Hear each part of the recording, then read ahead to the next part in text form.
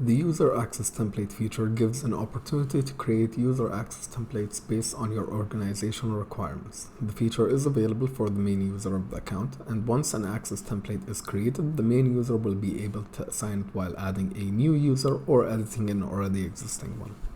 So for example, if the organization will start taking in interns and they would need access to the account, you can simply press on create,